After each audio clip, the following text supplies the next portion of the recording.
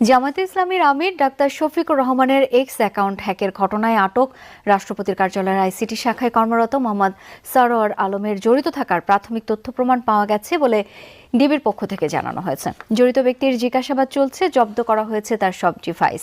এ বিষয়ে আমরা আরও জানবো। রাজধানী থেকে যোগ দিচ্ছেন সহকর্মী রাব্বি সিদ্দিকী। রাব্বি, আর কি কি তথ্য আছে আপনার কাছে, জানাবেন বিস্তারিত।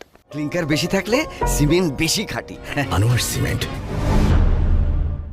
শাওন, একটু বলতে চাই যে আপনি জানেন যে এই ঘটনাটি কিন্তু জামাতের নেতা কর্মীরা, বিশেষ করে জামাতের শীর্ষ নেতার এক্স অ্যাকাউন্ট হ্যাক, এবং সেই অ্যাকাউন্টটি হ্যাক করেছে বঙ্গভবনের যে রাষ্ট্রপতির যে কার্যালয়, সেই কার্যালয়ের একজন সহকারী প্রোগ্রামার।